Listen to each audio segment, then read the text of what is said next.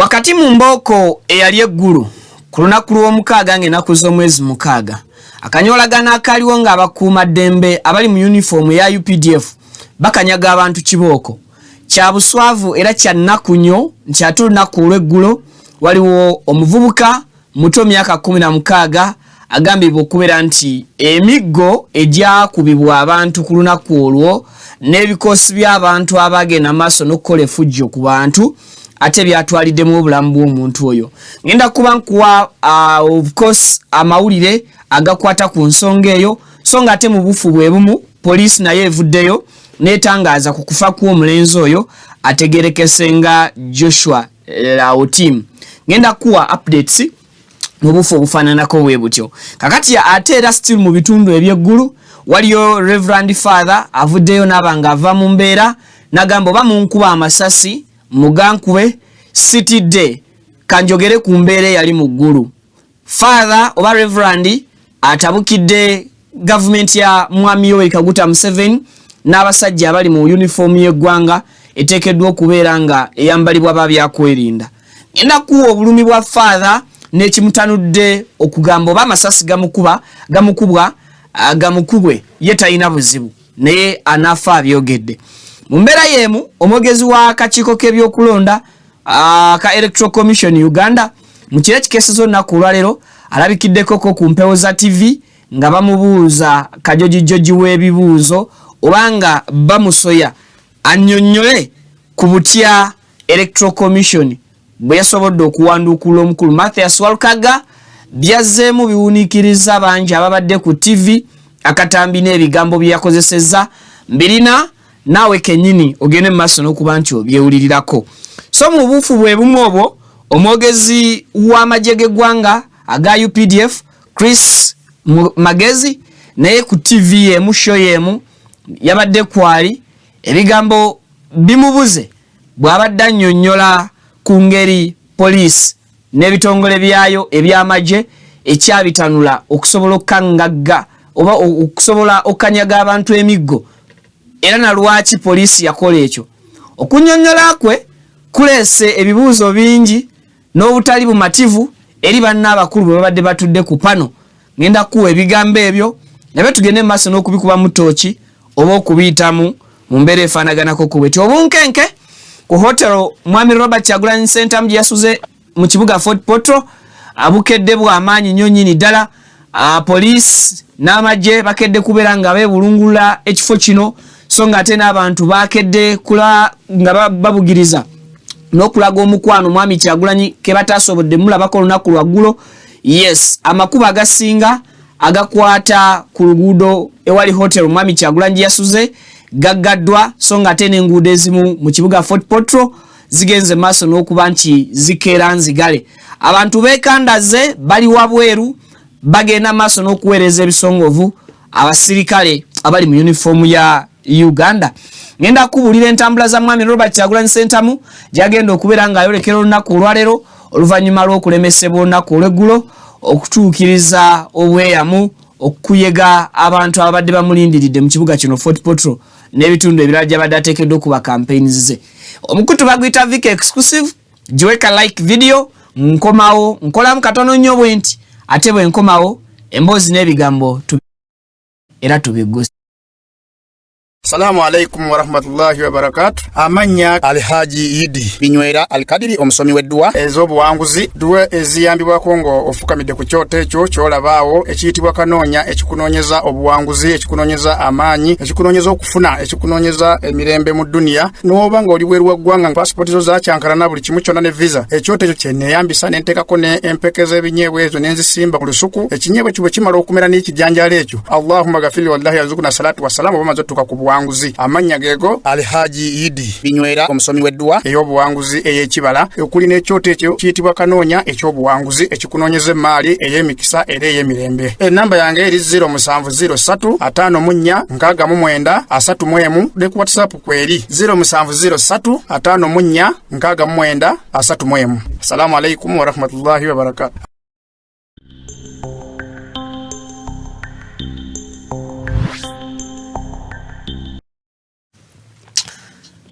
Kale Mbalamusizzaako mwasuze mutya musiibyeyo mutya mwenna buli omu mu budde obw'enjawulo n'ebitundu eby'enjawulo gyesinzidde okubeera ng'otulaba.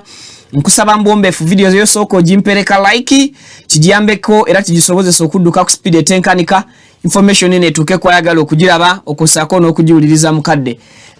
Tatwegattangako mbutongole nkusaba subscribinga ku mukutu osobola okufuna nga latest updates ne latest information amawulire tubeera nago buli kadde buli ssaawa era bingi ku ebyo ebibeera gy'otabadde tubisembeza ne tubiteeka ku ssimu yo nosobola okubeera ng'obyota buliro.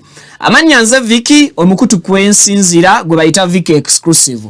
KSK Care Center basangibwa Makindye emabega wa Vox osobola okutwala omwana wo ne bamulabirira mu kaseera nga kano wotasobodde kubeererawo omwana wo nti oba oli busy oba teweesize baani boolekera mwana wo omwana mutwale mu KSK Care Center bagire nga bamulabirirako mpaka woonadde omukime. Ebyokwerinda binywevu ddala so nga ate n'obuyonjo mu kifo nabwo butunuulirwanga ekimu ku ebyo omwana byateekeddwa okubeera nabyo. So ate Brain Train Infant and Primary School essomero erisangibwa ku Salama Road awe ku Kyemasajja at the same time balina ne branch endala esangibwa Ekinaawa ku luguudo lw'Ennakawuka nga wakava Nateetawo mu Bitaala. So twala omwana omuregistering okuviira ddala ku nasale mpaka ku kibiina ekyomusanvu so nga ate essomero lino lirina ebyenjigiriza ebirungi ate tebikandaaza nnyo bazadde mu nsonga y'ebisale. Ebyenjigiriza sijja bikutendera okuleka okusaba obeesige obatwalira omwana agende maaso n'okubeera nti ate asomera mu Brain Train Infant and Primary School. Kale tutandike ndowooza ne updates oba embeera eri mu kibuga Fort Portal ewasuze omukulu mwami Robert Kyagulanyi Ssentamu presidential candidate wa National Unity Platform obunkenke bungi nnyo ku street oba ku kifo we yagenze maaso n'okubeera nti awummulirako mu kiro ekikeeseza olunaku olwaleero. Jjukira nti olunaku olw'eggulo mwami Robert Kyagulanyi Ssentamu yalemeseddwa ab'ebyokwerinda abaamugaanye oba abablokinze nga amakubo gebadde ateekeddwa okukozesa okusobola okutuuka mu kibuga Fort Portal we yabadde alina okukuba olukuŋŋaana lwe ng'ensonga poliisi gye yeesigamako nti mwami Kyagulanyi yabadde tasobola kuproceedinga kugenda mu Fort Portal ng'akozesa ekkubo erya main yensonga lwaki babadde bamusindiikiriza ayite makubo ag'emabega olw'ensonga nti ekyenjojo mwami Yoweri Kaguta Museveni presidential candidate wa National Resistance Movement naye gye yabadde agenze maaso n'okusiisira okuba olukuŋŋaana lwe olw'okunoonya akalulu oba olukuŋŋaana lwa campaigns ze. So now bano basobodde okubeera nga bamuwalawala ab'ebyokwerinda mpaka mu hotel gye yabadde abookinze mu kibuga Fort Portal era embeera we bukeeredde nga nzito deployment nene nnyo police ekedde kuyungula basajja baayo mu uniforms ez'enjawulo era mu departments ez'enjawulo okusobola okakasiza ddala nti banywereza ddala ebyokwerinda mu kifo ewasuze omukulu ono Robert Kyagulanyi Ssentamu so nga ate n'abantu mu kaseera keekamu bakedde kweyiwa mu bungi nnyo mu kifo kino oba ku street eno eriko hotel mwami Kyagulanyi we yasuze. Police egezezzaako okulaba nti ekeepinga distance oba ekuumira wala nnyo abantu bano naye abamu ne bawaganya ne batandika okubeera nga balinnya ebizimbe waggulu okubanga basobola okufuna clear view we basobola okulabira omuntu waabwe. Abo abavumu basobodde okonfrontinga police ne bagyatulira oba ne bagiraga obulumi bwe bagenda maaso n'okuba nti babateekako nga bba abazze n'omukwano ekimemmette kya laavu okukiwa oyo omuntu waabwe gwe balowoozera gwe balinamu essuubi ateekeddwa okubeera nga ayogerako gye bali. Yes, kakati olunaku olwaleero ye mwami Robert Kyagulanyi Ssentamu agenda kubeera ayolekera mu bitundu eby'ekyenjojo. Mwami Yoweri Kaguta Museveni yakubye campaign olunaku olw'eggulo at the same time bw'anaava ekyenjojo asobole okubeera nga amaliriza n'enkuŋŋaana ze oba n'olukuŋŋaana lwe olugenda okukubwa mu bitundu eby'ekyegeegwa. Yes, so agenda kusooka kyenjojo then bw'ava ekyenjojo amalirize n'ekyegegwa. Katusuubira olunaku olwaleero nti poliisi tegenda kuba nti erinnya eggere mu nteekateeka ze ez'okuwenja akalulu but currently munzikirize nsooke mbamuliseemuko ku mbeera oba ku situation egenda mu maaso mwami Kyagulanyi we yasuze ate bwe nzija nyongereyo updates endala enzikira kwezo batuweko kwebyo ebiri Fort Portal omukulu we yasuze. Police started to beat them. Police etandi sokuwa abantu. Police etandi sokuwa abantu. Police etandi sokuwa abantu.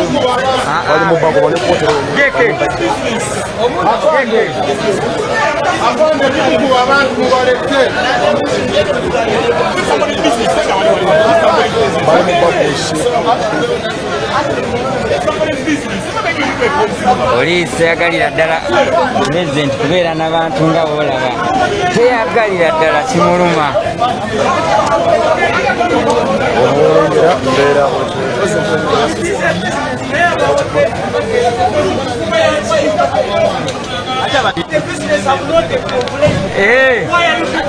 Yeah, that is the point. Pardon that. They are saying that this is a business, but the owner of the business have not yet complained. Then they are caning people. Why are they caning people? This is They should stop caning us. They caned us straight away from yesterday. They fed us tear gas, but today enough is enough. We have to escort our president. Yes, that's the point. All right.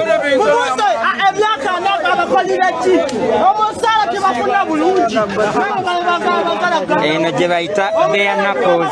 This is bare knuckles now. Police versus wananchi.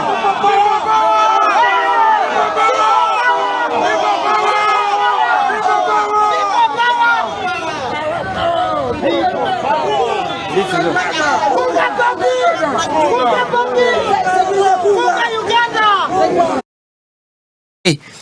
So yembera eri mu kibuga Fort Portal street okuli hotel Mwami Kyagulanyi yasuze abantu bakedde kwa mbalira oba kunabira police mu maaso. Yes, nebagigamba muswaleko you people you're complaining to get the business z'abantu atenga bananyini business tebannaba complaininga n'abamu ku bananyini business tebannaba kujja kugulawo maduuka gaabwe. Then why are you telling us nti to blocking the businesses z'abantu nga bananyinizo tebannaba kuvaayo complaininga? Yes, so ngenda kuba nkuwa updates ku nsonga nga bazigenda okubeera nga zitambula. Banamukiriza leero okwolekera mu bitundu by'ekyenjojo n'ekyegegwa campaigns ze ne zitambula mirembe oba tebijja kubeera mu Gozirina. Bwe binaabaamu Gozirina era nja kudda mbawe updates olunaku olwaleero ntudde nteredde ntende tusobole okubeera ng'emboozi n'ebigambo tubitambuza. Kale eyo bwenvaayo mu kibuga Fort Portal ngenda kutambula ebigere mbitagulule mpaka ggulu. Kakati kibi nnyo era kyannaku nti wakati mu muvuyo ogwali mu ggulu ng'ennaku z'omwezi mukaaga olunaku olw'omukaaga omwezi guno gwe tulimu gwennyini ogw'e12 omwana omulenzi oyo golaba ku screen ye Leon Joshua Otim myaka 16 ye yagenze maaso n'okubeera nti afiira mu byonna ebyali eggulu. I repeat it, omwana mulenzi Otim Joshua Leon myaka 16 yoyo afudde olunaku olw'eggulo nga ekimuse kigambibwa nti migobante eryakolebwa oba effujjo eryali mu kibuga ggulu ku lunaku olw'omukaaga Mwami Kyagulanyi Robert Sentamu lwe yakwata ekkubo okugenda campaigningira mu kibuga ggulu. Kakati ngenda kuwa perspectives bbiri oba endowooza bbiri. Ngenda kuwa endowooza y'abannansi ku kiki ekyaviiriddeko okufa kw'omuntu mulamba mu mbeera yaliwo ey'embooka eggulu. At the same time nkuwe ne perspective mu report ya police. Ndoza tutegerekese. Tusookere mu perspective y'abantu. Abantu bagamba nti wakati mu migobante oba mu biggo ejagenda maaso n'okuba nti ginyooka mu kibuga ggulu Mwami Kyagulanyi lwe yakwata ekkubo okugenda okubayo campaign mu kibuga. Police yali mabega wa kukuuma bakozi ba fujjo oba police n'ebitongole by'okwerinda ng'amagye baali butereevu nnyo mu kuwa obukuumi abakozi b'effujjo era abaali babagalidde emiggo nga bagenda mu maaso n'okutulugunya okossaako n'okuba embooko abantu abaali balabikanga abawagira mwami Robert Kyagulanyi Ssentamu ku lunaku olwo. Era twalaba abajjukira obulungi abali ku Bukutu Viki Exclusive nabakolera story eraga embeera yali ku venue mwami Kyagulanyi mu kisaawe yali ateekeddwa okuba olukuŋŋaana lwe. Era nembalaga engeri abasajja oba abavubuka abaali bakutte emiggo abaalumba ekifo ewaali wateekateekeddwa okukubirwa kampeyini ya Robert Kyagulanyi Ssentamu ng'abantu abo boonoona okuva ku sound system eyali eteekeddwa mu kifo ekyo, ng'era abantu abo be bamu abaali bakuumibwa poliisi n'amagye nga bakuba emmotoka ezaali zireese ebyuma bya sound at the same time mwe baakubira n'omu ku bagoba b'emmotoka ezo ne gye buli kati omugoba w'emmotoka eyo ali mu ddwaliro tatereeranga bulungi. Kakati obukosefu bwe baatuusa ku bantu nga baali bali well protected by the police mu butambi obw'enjawulo, simanyi ba producer ajja kusobola okufuna obutambi obwo agende mu maaso n'okuba nti abutukomezaawo, ogenda kukisanga nga bantu bangi abaafuna injuries oba abantu bangi abaakosebwa ne bafuna ebiwundu.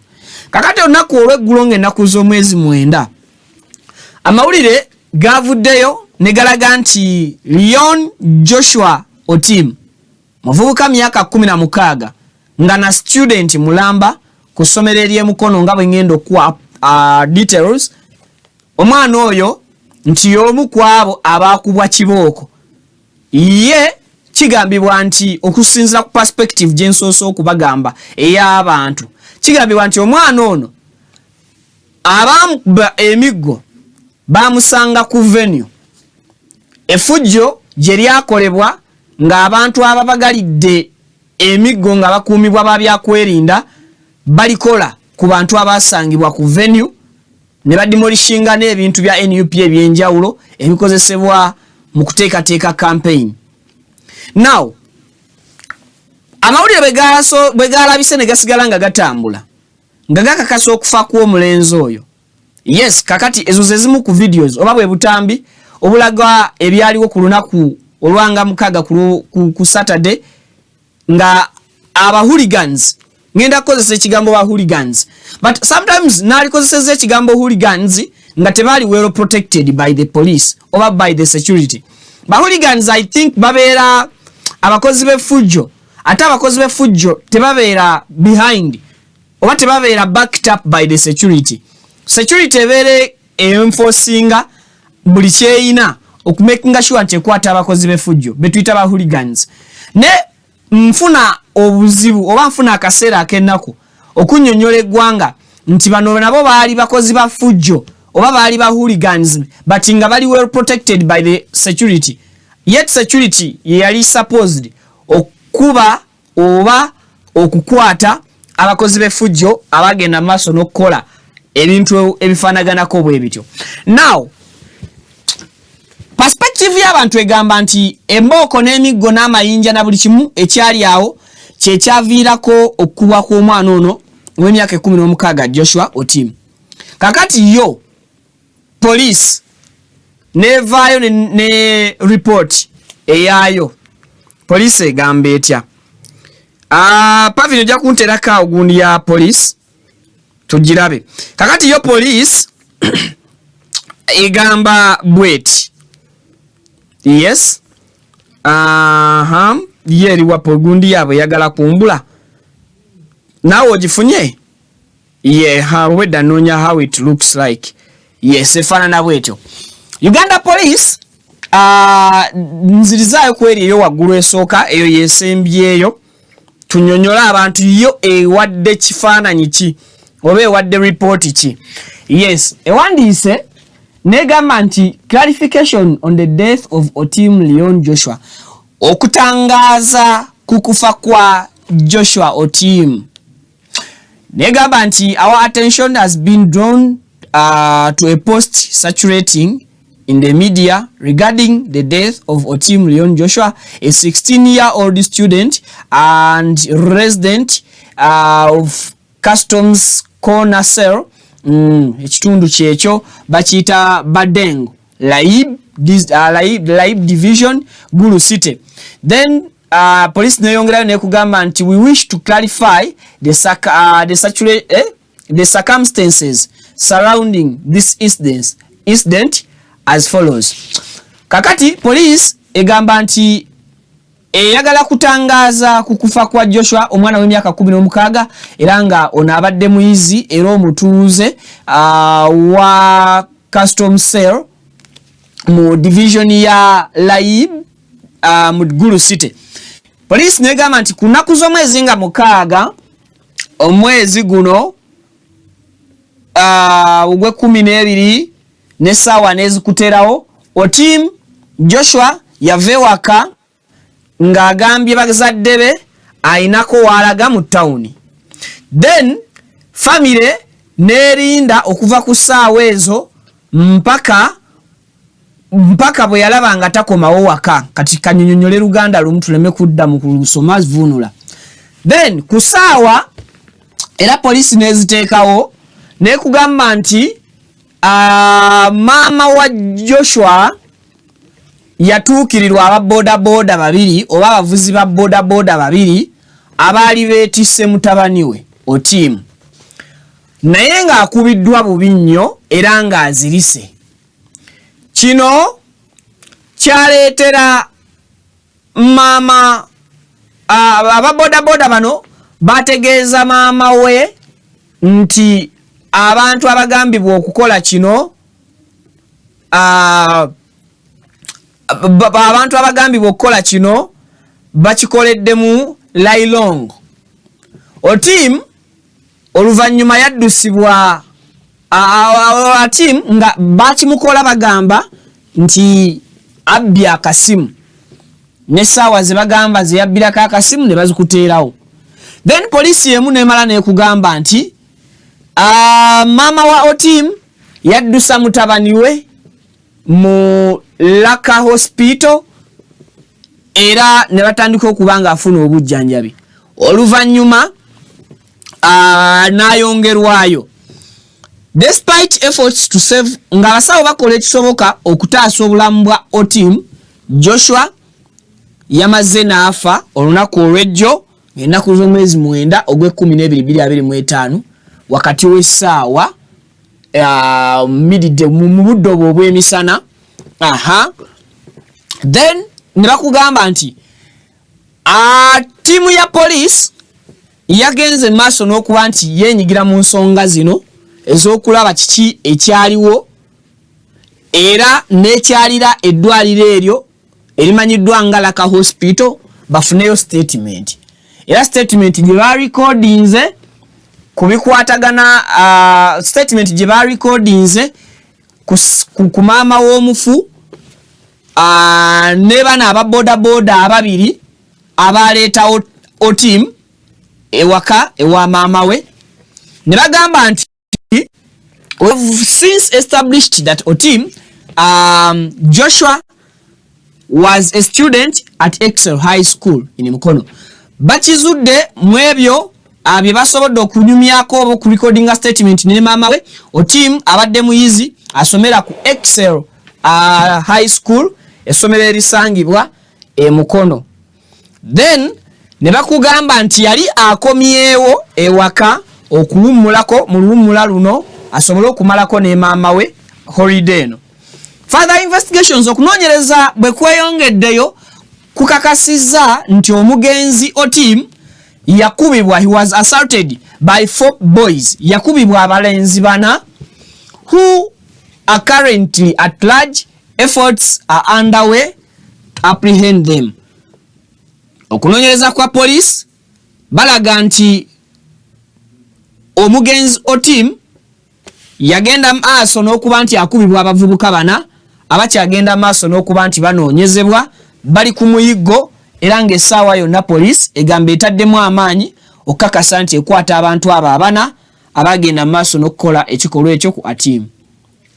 It is important to note that crime circulating on social media suggesting that the deceased died due to a scuff involving security agencies and Honorable Robert Kyagulanyi are false and baseless.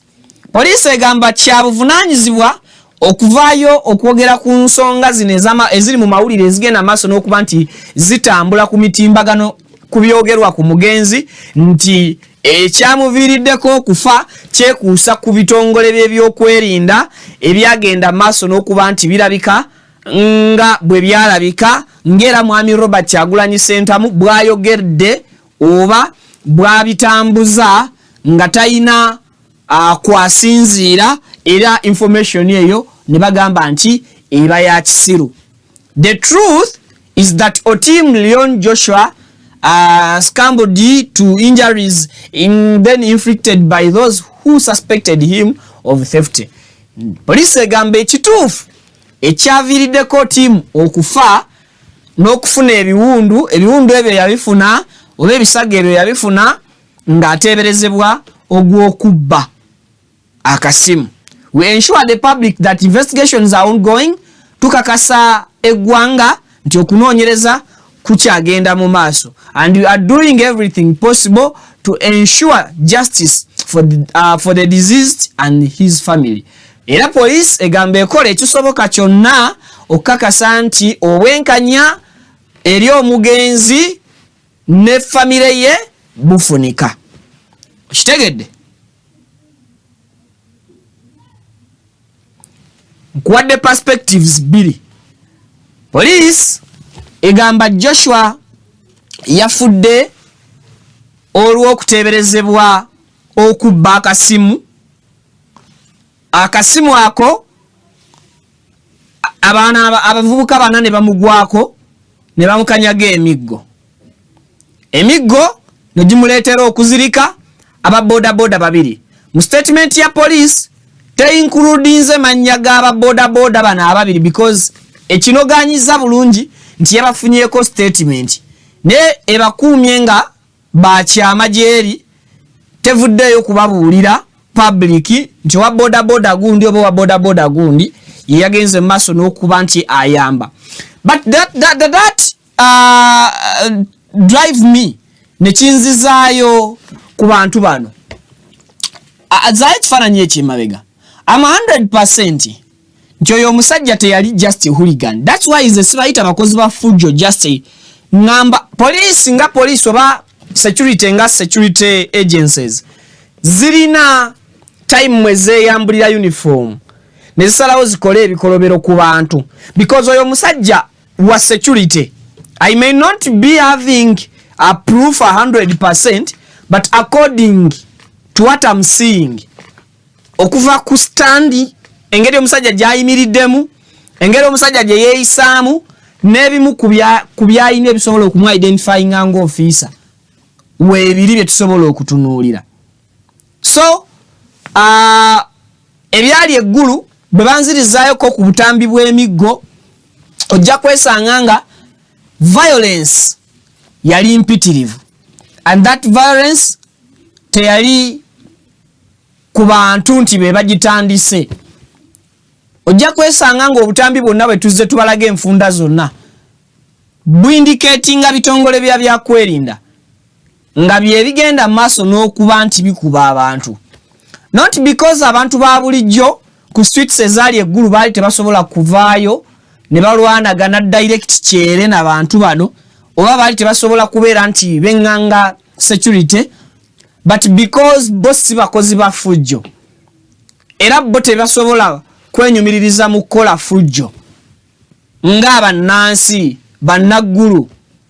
Naye police yali very proud n'ebitongole byayo ebyayitibwa okuleeta obuyambi ebyamagye okukwata embooko ne bizikanyaga keere kagenderere eri abantu.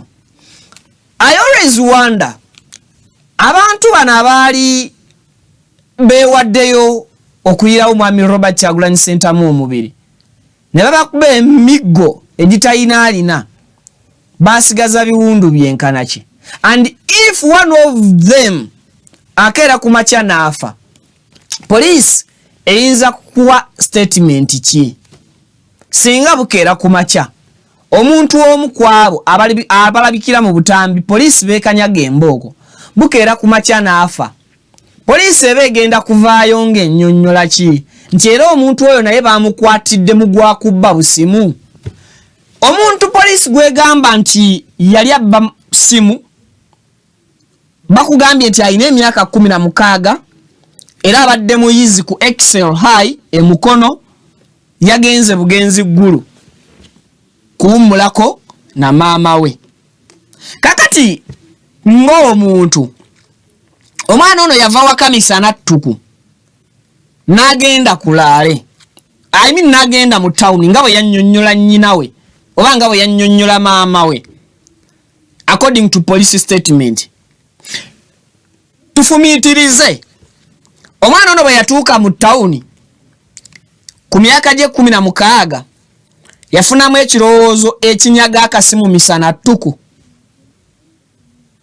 Tufumiitirize omwana ono ow'emyaka 16 omuyizi mu kibiina kye batatugambye ku ssomero lya Excel High mukono bwe yagenda eggulu yasikirizibwa emisana ttuku okusika essimu. One. Another question. Essimu yali yani omwana ono gye yali agezaako okubba? Because always police webeera releasing statements zaayo on such incidents ebuulira nti police mu kunoonyereza kwayo yakizudde nti Vicky yabadde asika essimu egambibwa okubeera eya Joel, essimu egambibwa okubeera eya Pavini oba omuntu omulala yenna. In this matter or in its statement, police ng'ekitongole lwaki this time around tetubuulidde essimu yali yaani eyali egambibwa okuba nti ebbibwa omwana oyo? Another thing, essimu ya recoveringibwa oba omwana yajezibika yadde baamukuba, essimu baagi recoveringa oba tebaagi recoveringa? Lwakuba yejjeeredde police egambye further investigations okunoonyereza kukyakola ki kukyagenda mu maaso. But according to the other perspective ey'abantu bo bagamba nti omwana ono yali agenze kulaale newankubadde laale yaliko mu town ate kwaliko okukola processions, and of which processions police zegenda maaso n'okulwana nazo when it comes to National Unity Platform supporters. Not to the other side, ekyo nakyo tukifune bulungi. Now, police yo ekakasa, and up to now police tevangayo kunyonyola ku biki ebyali awo. What led incident eyo okubeerawo oba okuhappeninga? Kubanga police egezezaako okutumenyeramenyera ango ebaddemu obulumbaganyi oba obutali butebenkevu mu byakwerinda wekituuka ku byaliwo ng'ennaku z'omwezi 5 Mwami Kyagulanyi bwe yali mu Noya n'ebyaliwo nga 6 Mwami Kyagulanyi bwe yali mu ggulu. Police tevangayo kunyonyola exactly item per item oba incident per incident. We always wonder why police delay sometimes and why police show up early ng'ekintu kibaddewo. Gye tulowooza era betusuubira nti byali bya muzinzi nnyo nga twetaaga statement ya police okutugumya nga bannansi, police tevaayo mu budde. Ate ne lwevuddeyo nga wayisa akabanga etuwa ensonga ezitamatiza era ezireka ebibuuzo nga bingi. Now, omwana yafa myaka 16 musomi. Maama w'omugenzi amanyi egimu ku mize gya mutabani we.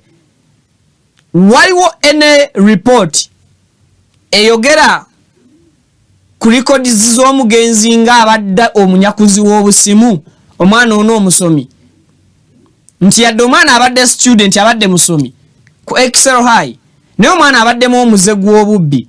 Abasomyeko n'omwana ono kyemanyi mulaba video zino baba amasimu bwe mwakomawo ewaka muli mu kaseera ka luwummula. Abamanyi omugenzi oyo zirizaako ekifaananyi ky'omugenzi kiri, yes, abamanyi omwana oyo kusomero omwana ono abaddemu omuze gw'obubbi oba omwana atabaddemu omuze gwa bubbi kituyambeko nga public okusala ogwakawala nga n'ogwakalenzi tugutegedde other than okusala side emu nga tugoberera police report jegenze maso n'okuba nti ekola ki nga esoma oba nga tugoberera allegations ezisaturatinga ku mutimbagano eziraga nti omwana ono yafa lwa miggo egyamukubibwa abantu abagambibwa okubeera nti bahooligans abalumba ekifo eggulu. Kakati era ku mbeera y'emu ku bino ebyali eggulu omwogezi w'amagye Chris Magezi n'avaayo n'akunnyonnyola ku nsonga lwaki poliisi yali eteekeddwa amagye gaali gateekeddwa okukanyaga abantu embooko nga gaalina emmundu gaalina ebisi ebisobola okuttirawo. Soko tuweko ku mwami oyo Magezi.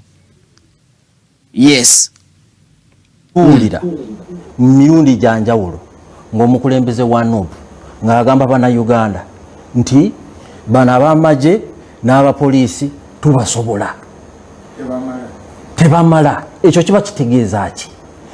Kiba kitegeeza nti oli mukoleza omuliro mu bantu.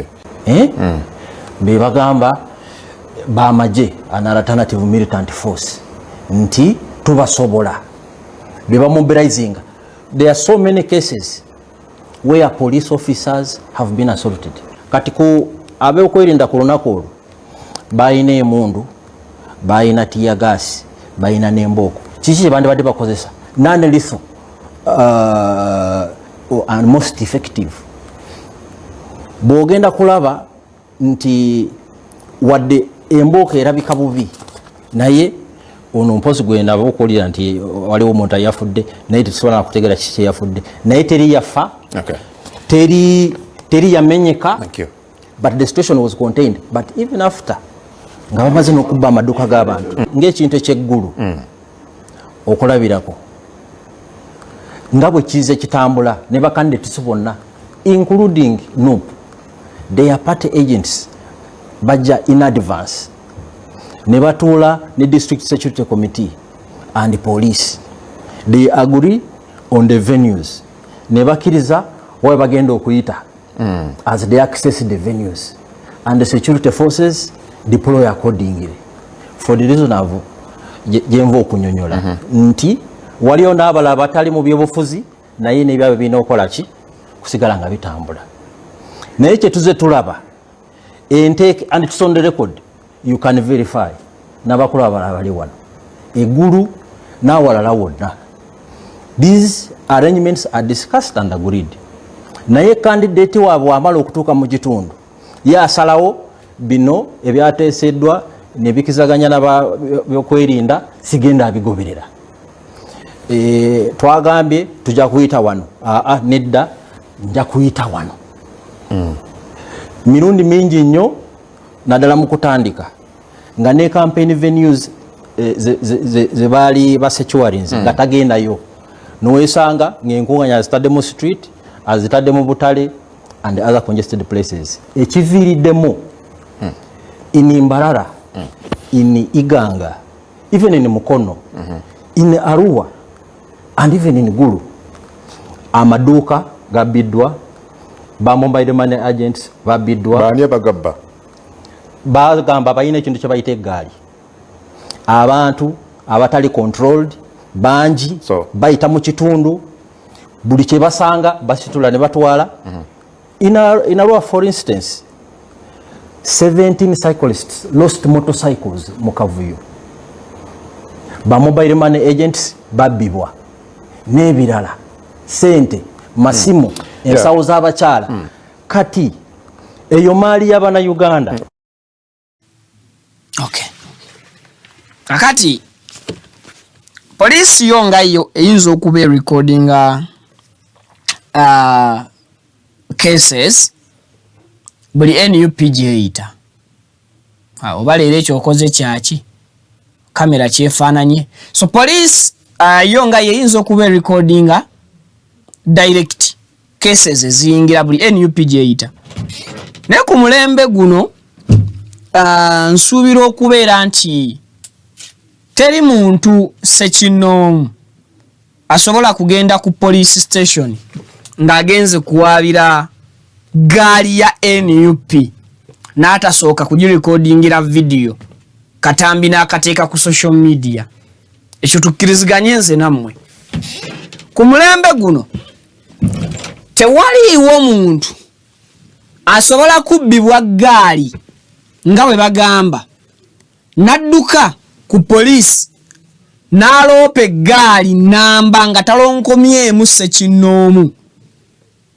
Kubanga mu ggaali kiba kizibu kya ku identifyinga muntu, and police eyina ekintu kyegenda maaso n'okugamba nti Mwami Kyagulanyi atambula n'abantu bano oluusi ababa bavudde e Kampala.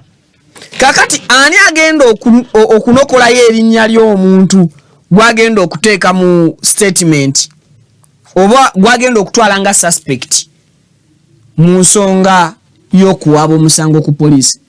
We all accept nti.com era gye tulimu omuntu kimwanguyira okusooka okulikodinga naddala TikTok eno gye tuliko okulikodinga akatambi n'akateeka butereevu ku social media. Naye tetulinayo katambi kagenda maaso na kulaga biki ebibbiddwa.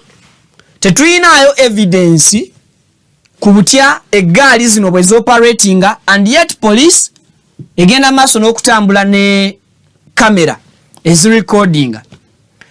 Tetulina lunaku na lumu police lwe yali efulumizaayo obumu ku butambi kale obukapitalingiddwa eggaali zino ze bagamba Mwami Kyagulanyi zaabeera nazo gy'ayita nga zibba abantu oba nga zikuba abantu oba nga zitulugunya abantu.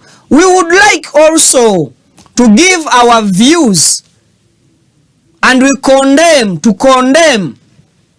ebikolwa bino singa tuba tubirabyeko n'amaaso gaffe. Naye amaaso gaffe kye galabye kye twanguyirwa era kye tuddukirako okukolerako submissions zaffe. Sirina lunaku na lumu lwe ngenda kuvaayo nkole video nga njogera ku gaali ezigenda zibba abantu without evidence. Ndeke police oba amagye agakuba abantu with evidence ate mbuukire kiri ekitalina evidence. And even mu mawulire tulina kye tuyita interest of stories. I cannot get interest okwogera ku bigenda maaso bye sirabye na maaso nendeke ebigenda maaso byendabye n'amaaso gange.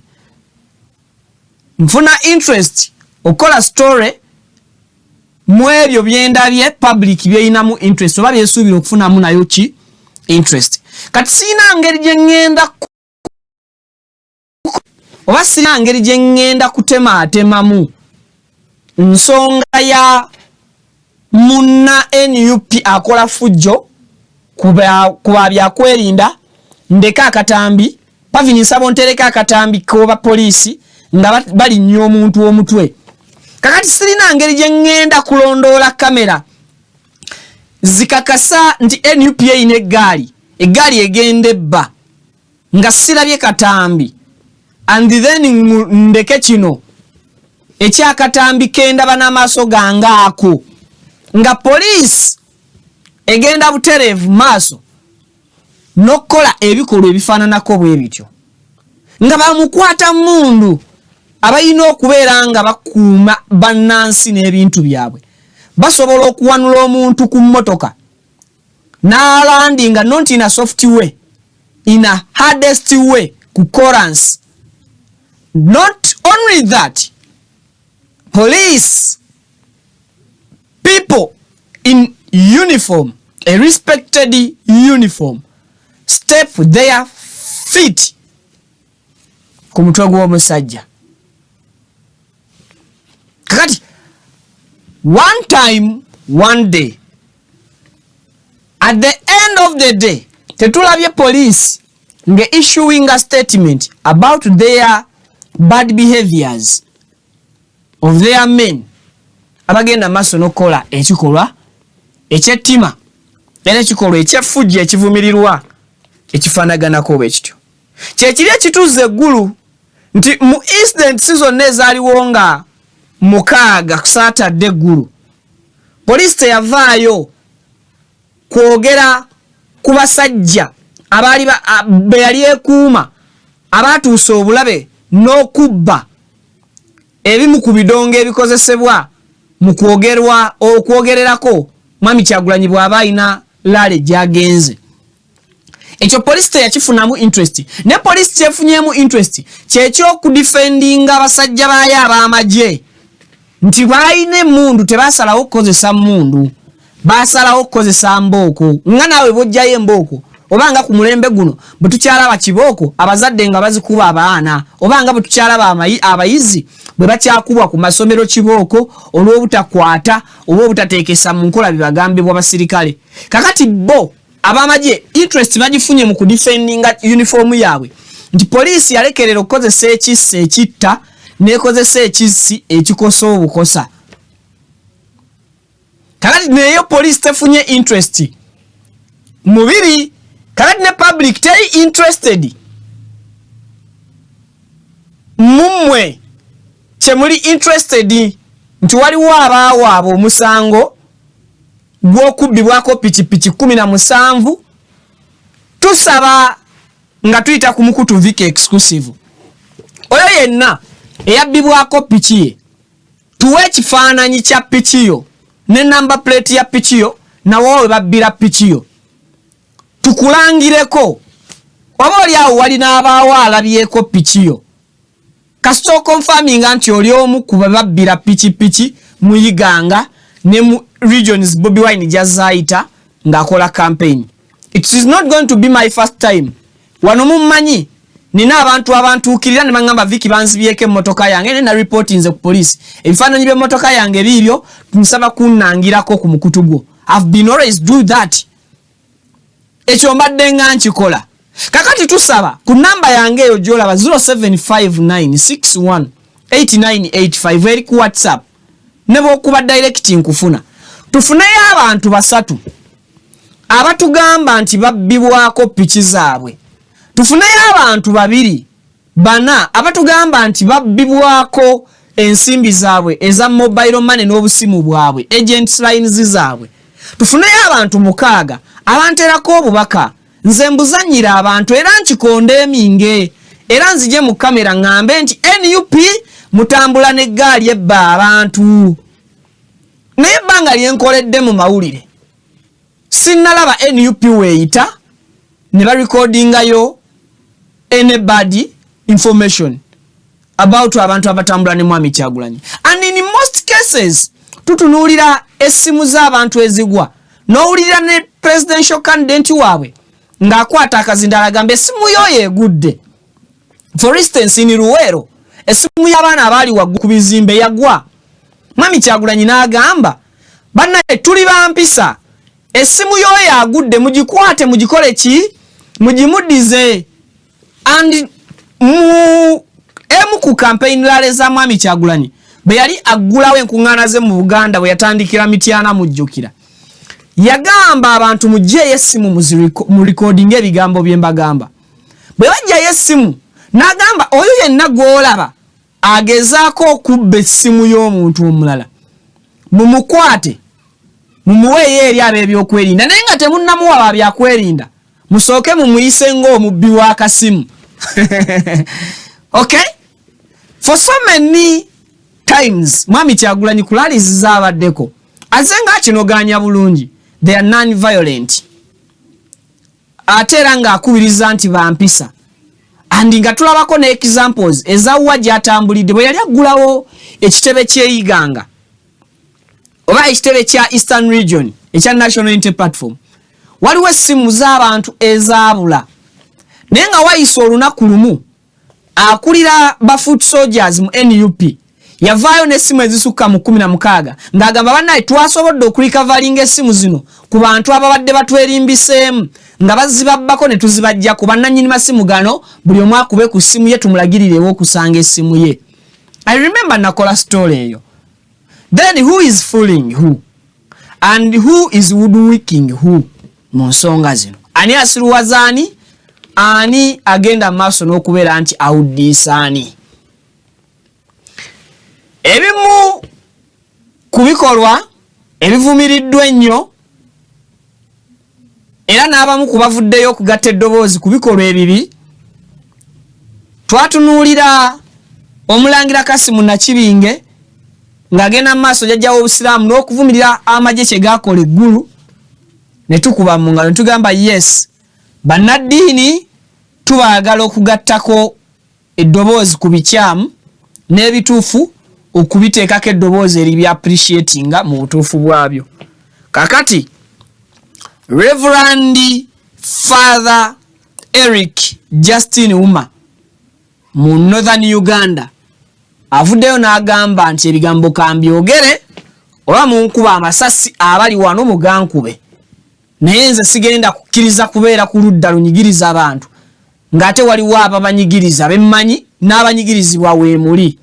And therefore I send this message to His Excellency Yoweri Kaguta Museveni and your security team, because you're the commander and you're the one responsible for your soldiers and your people in uniform. Bagambe ko kyebakola kikyamu. What they did in Gulu wasn't necessary. Reverend Father Eric, thank you so much for your brave, for your courage, okuvaayo n'ogatta eddoboozi, and you have and to condemn what the public also is condemning. But weko ku bigambo bya Father. Okay. Come and shoot me, you the soldiers and police who are here. Why do you portray that Uganda is a barbaric country? Mr. President, you went to the bush to defend the rights of the people. What took place yesterday is a shame on your government. You must investigate those perpetrators of violence in Gulu City and bring them to justice. We want to live in peace. Our children are not the property of NRM, they are the property of God. No one can force us not to listen to another opinion.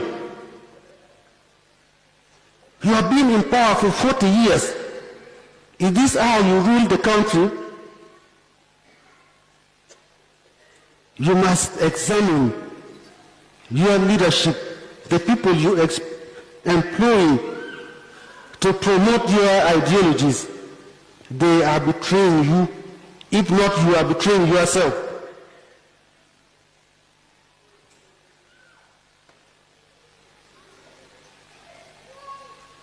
We don't want our city, our people to be used.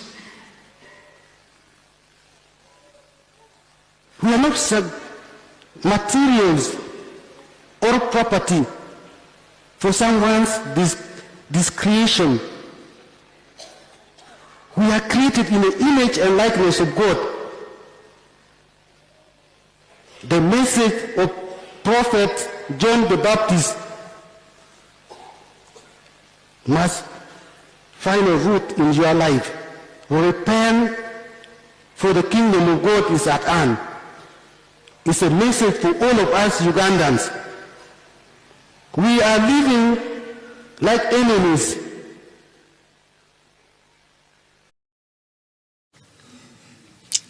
Now, ekyakutwaza Mwami Museveni mu nsiko, President Reverend Father Eric agamba leero kwebyo byonna byonna ebiriwo tewaliiwo kabonero yadde n'akamu akali representinga yadde n'omulundi n'ogumu ebyo ebyabalwanya.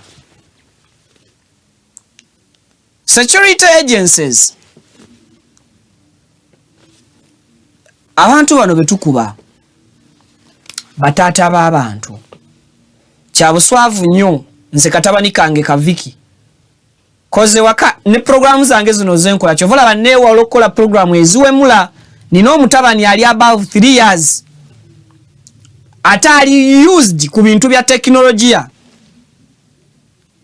ndinebo omujja ku TV asobola okukwata essimu ya nyina naye newala mutabani wange okugwa akamu ku katambi kange nga kitaawe empemula kakati abasajja bano batukanyaga embooko nga tebalireetinze ku famire zaffe obanga tebafudde ku butya famire zaffe bezigenda kututunuulira mu kamera nga ffe bakitaffe be bamanyi nga the strongest people mu family batukanyaga embooko kakati ogenda kuddayo tunula otya mu maaso g'abaana bo ng'omwana yakulabidde ddala kitaawe gwe babadde bakuba embooko nga teweedifendinga kugezaako kulaga na mwana nti I was also fighting I won okay nga ogezaako kulaga mwana nti nakubiddwa kyawedde. So Uganda Police and other security agencies, please accept our request. Let us move peacefully through this campaigning period. Okay? Tujja kubeera very thankful Jemuli and tujja kubeera very proud Jemuli singa munagenda maaso n'okubeera nga musse ekitiibwa mu ddembe ly'abantu n'abantu bajja kuteekawo ekitiibwa kinene nnyo eri uniform gye mwambala n'engeri gye mweyisaamu. Equal opportunity, equal rights, equal movements n'ebirala tusaba bibenga bya kyenkanyi. The way how you treat Mwami Yoweri Kaguta Museveni is the same way we would wish you treat Mwami Robert Kyagulanyi, the same way we would wish you treat Mwami Nathan Mafari, the same way we wish you would treat Mwami Baraka Mnyagwa, and it is the same way we wish you would treat all other presidential candidates. If one of these candidates can break the law and mumuleka ine, please give a chance at least once to other candidates to also violate your rules and regulations. If you're so strictly on your rules and regulations to one party, make sure you be so rude to other presidential candidates or to other political parties who are in the race. Sina wao bingi bya kubagamba. Akulira ayogerera ekitongole ky'akakiiko k'ebyokulonda twamumaze wangi owakakiiko k'ebyokulonda kuwalukaga twamumaze. Are you sure? Leka naawe tetunnamumala. Entera yayo mwogezi wa EC alidde ebigambo bye leka naye tetunnamumala twamumaze. Kesi ya Honorable Raba Mwami Walukaga kiki kyennyini ekimugisiza mu lwokano? Weewaawo twawadde mu mpandiika eyo twalaze ensonga kutwasenzidde. Of course tusaamu ekitiibwa enjuyi zonna nga mwe muli ne candidate yaweereddwa notice eno era sikirizibwa actually na kugenda buziba mu nsonga eyo okujjako okulaga nti teyatuukiriza section eya bwekyazuuliddwa okunoonyereza okuwuliriza enjuyi zombi okuddamu okwetegereza nekizuulibwa nti no obuyigiriza obwaliko bwesalira tebwatuukirizibwa okusinziira ku section 4. So ye ensonga yokka okutwaliza wamu era bwentyo bwenyinza ogiwumbawumba. Akakiiko k'ebyokulonda oluvannyuma lw'okusunsulamu ba candidates ku mitendera egy'enjawulo okuva ku president, member of parliament ne local government kyaddirirwa abantu abalina okwemulugunya okw'enjawulo okujja eri akakiiko k'ebyokulonda ng'amateeka bwe galagira. Twasunsulamu omugatte gw'aba candidates 883 mu 379 baba candidates abasunsulwamu okuva ku president okutuuka ku kansala asembayo. Twafuna complaints eziwerera ddala 1,300 zetuzze tuwuliriza nga beemulugunya abantu ab'enjawulo ne bava mu bibiina eby'enjawulo ku abo abasunsulwamu. So tuzze tuzitunuulira nga tuziwuliriza okusinziira ku buvunaanyizibwa bwaffe ku mateeka obuvunaanyizibwa gatuwa ku mateeka agafuga ebyokulonda. Abantu bano ffe twabasunsulamu naye bwe tumala okusunsulamu empapula zifuuka za lujjudde zigendamu lujjudde waba waliwo alina kyagala okwemulugunya. Etteeka lyakiteekawo kiyamba okwongerako eriisa eddala. So tuzze tufulumya ensalawo ndoza ze mulabye mu bbanga eryo eriisewo n'olunaku lwaleero akakiiko kafulumiza ekiwandiiko ekitongole ne kiweebwa lawyer ba Mathias Walukaga wamu ne candidate yennyini n'abaleeta okwemulugunya ne returning officer Wakiso nga tulaga nti okunoonyeza kwaffe n'okuwuliriza enjuyi zombi byonna bye tukoze okwetegereza ebyaliwo ku lunaku olwo. Akawaayiro ako akokuna section 4 ya Parliamentary Elections Act subsection 1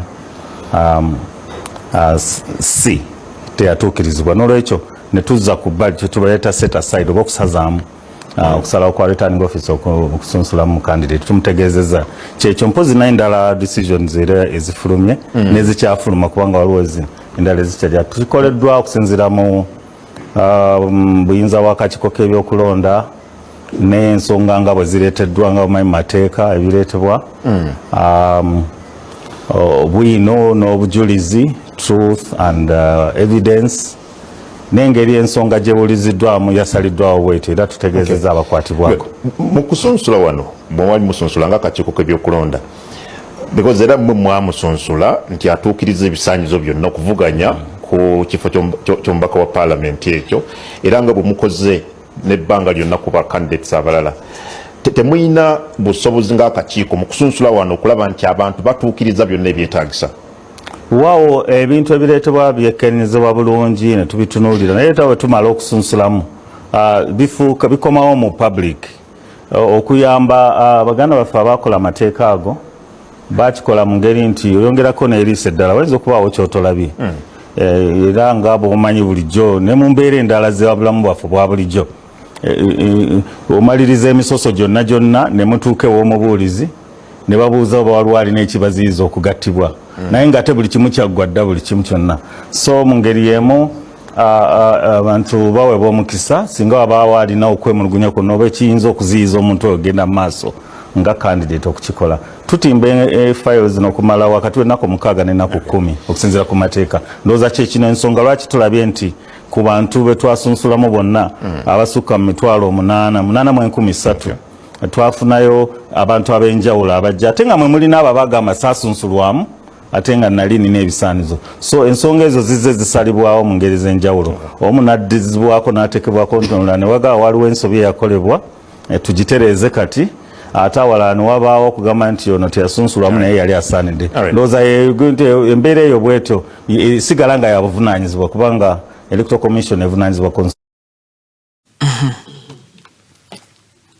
kakati annyonnyoledde eddakiika 5 Pavin mu ddakiika 5 byonna byannyonnyodde. I'm sorry to say this, guno mutwe neetiise gwange, it's totally rubbish. I repeat it. Ayogerera akakiiko k'ebyokulonda ebibuuzo byonna obwedde ebimubuuzibwa byebalama olwedde bawadde ruling bamaze okuwa ensala yaabwe tebali mu hearing bali mu ruling naye agamba nti atya n'okuddamu okuyita mu musango guno oba mu nsala olwedde omusango kakasita okubanga omusango guvudde mu kusali gugenze mu kusalibwa gumaze okusalibwa gukkirizibwa okudiscussingibwako kuba kooti ebemaze oba amateeka gaba gamaze okugwogerako. Now for him is saying tasobola kuwaako na details, tasobola kuwaako details not because azirina but because details takola ki tazirina. Singa abadde ne details yali badde azistatinga mpola naye obudde nannyonnyola ne katasobola yadde kunnyonnyola akugamba in fact tasobola na he cannot dig deep mu nsonga zino because zawedde. But that's total rubbish. Sigamba yengo omuntu but enyinyonyola tujitwala nti tematiza.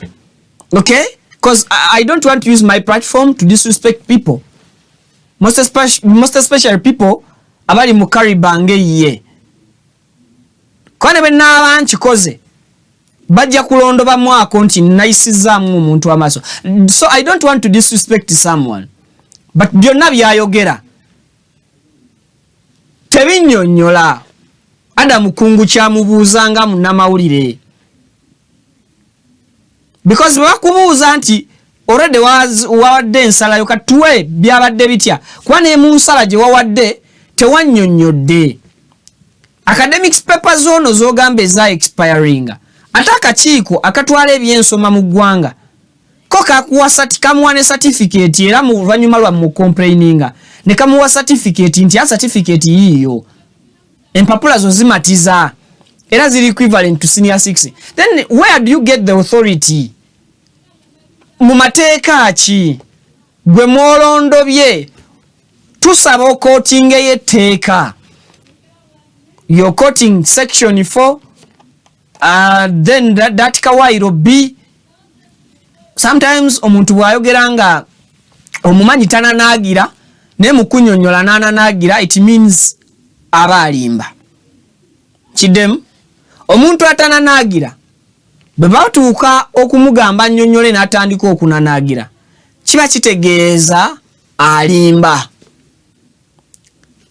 Alwana amazima olulimi lulwana obulimba. Omwoyo gufulumya amazima bwe gatuuka okufuluma olulimi ne lunanagirirayo lusobola okumira amazima lufulumye obulimba. Now omwogezi w'akakiiko k'ebyokulonda alwanagana n'amazima omwoyo gwe gafulumya olulimi ne lusiba ne lutandika okunanagira lufulumye amazima agavudde mu mwoyo agagala okufulumayo. National Council for Higher Education approving ne certificate nti ono omuntu ali certified and his education studies ziri equivalent to senior 6. Ebitabo bye oba obuyigirize bwe bukompealingibwa oba bugeraageranyizibwa n'ekibiina ky'omukaaga ekisini ey'omukaaga.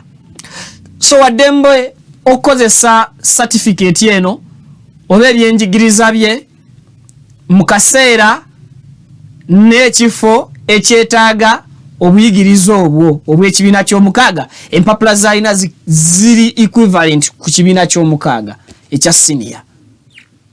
Where do you get the authority? Under which section? Under which law? Ewakanya National Council for Higher Education. You as the Electoral Commission. We feel ashamed of calling it an independent Electoral Commission Uganda. And that's why we keep on calling you the Electoral Commission Uganda.